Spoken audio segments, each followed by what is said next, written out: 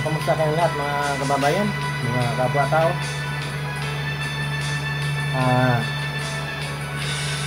Sunod-sunod ang mga pagsubok sa atin.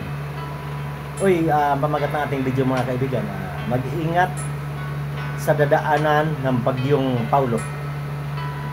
Ano po, sunod-sunod ang mga kalamidad. Katatapos sila ng lindol sa Cebu. Nakikiramay po ako sa mga nabiktima po. At bangon lang Cebu, huwag lang mawala ng pag-asa. Tulungan tayo ng Diyos. Bakit nga ba ganito? Sunod-sunod ang kalamidad.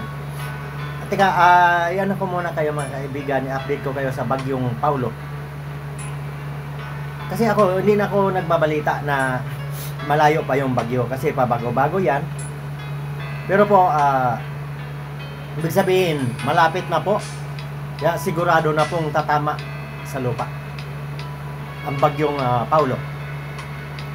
Tinutumbok po, kung hindi, kung tumaas siya, Cagayan.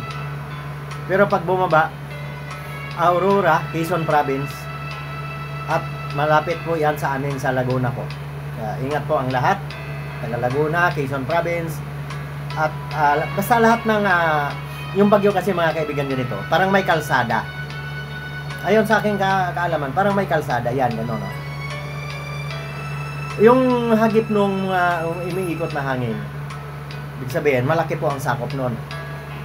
Kaya po, babantayan po natin yan kasi sa mga experience ko sa bagyo mga kaibigan, pag sinabing Infanta Quezon, maaring bumaba po yan, Laguna, Metro Manila. Marami po ang mapipinsala kasi lumalakas po ang bagyong Paulo mga kaibigan. Alam niyo, hanggang hindi pa tumama sa lupa, lumalakas talaga yan. Kaya paghandaan po natin ang lahat at laging manalangin kasi di po natin alam.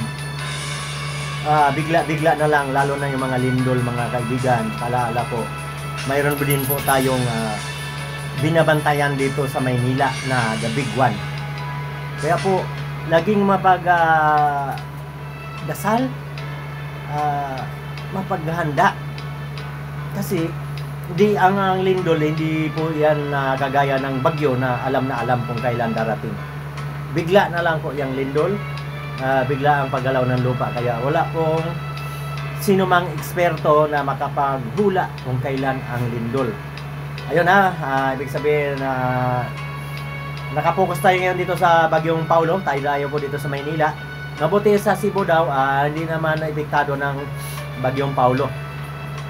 Kasi kawawa naman kung talagang nandoon na nga sa kalsada yung mga tao.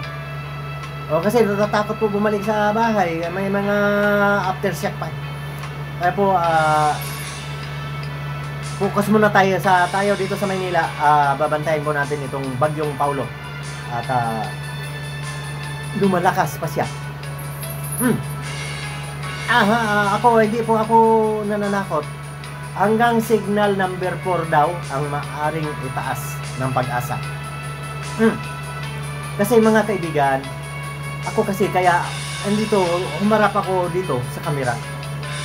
Kahit matindi man ako eksperto, ang binabalita ko ay totoo.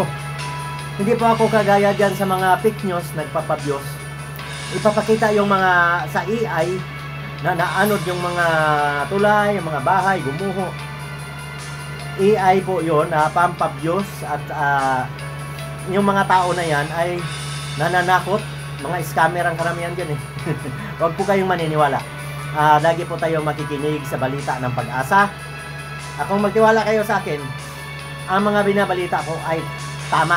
Galing yan sa ating espesyal na mga tao na nag-aral tungkol sa mga weather condition. Pag-asa. Ayun po, hanggang dito na lang. Maraming salamat sa inyong suporta.